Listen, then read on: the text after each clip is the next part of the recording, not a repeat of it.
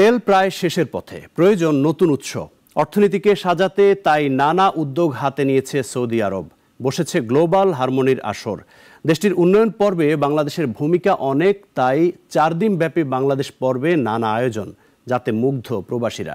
Saudi আরব থেকে আব্দুল্লাহ শাফি report. রিয়াদের Saudi park. উপরে খেজুর গাছের দিকে না তাকালে পার্কের কেন্দ্রটিকে মনে হবে বাংলাদেশের কোনো একটি জায়গায় মেলা বসেছে। পান থেকে শুরু করে কাপড়, তৈজসপত্র কিংবা বাংলার মজার সুস্বাদু খাবার, বাংলাদেশের জীবন আচারের সঙ্গে জড়িত প্রায় সব উপাদানই জায়গা পেয়েছে স্টলগুলোতে। এখানে জাস্ট শুধুমাত্র দেখার জন্য, আনন্দ এনজয় করার জন্য।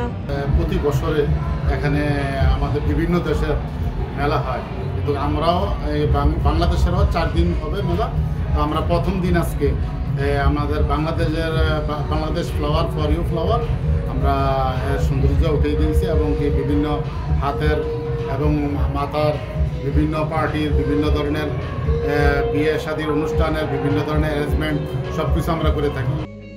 মেলার পাশেই বসেছে বাংলা গানের আসর। প্রথমবারের মতো আসলেন হাবিব ওয়াহিদ, মাতালেন প্রবাসীদের মন।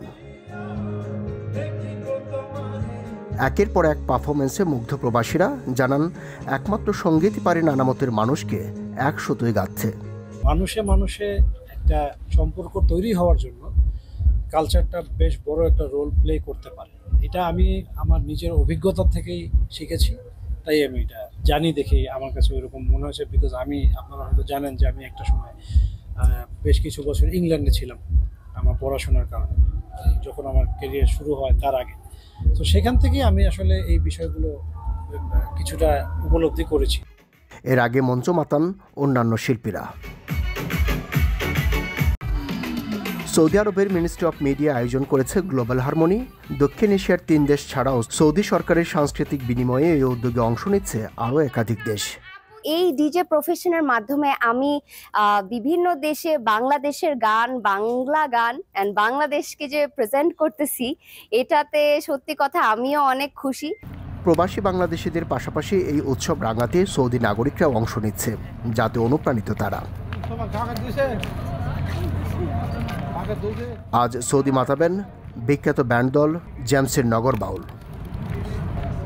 গ্লোবাল হারমোনির আয়োজন শুধুমাত্র জাতিগত সংস্কৃতির আদান প্রদানই নয়, বরং বিশ্বের অন্যতম শক্তি হিসেবে সৌদির উজ্জ্বল ভাবমূর্তির স্বীকৃতি, যার মধ্য দিয়ে যুবরাজ সালমান তার ভিশন 2030 অর্থনৈতিক সংস্কারের অভিষ্ট লক্ষ্যের দিকে এগিয়ে যাচ্ছেন।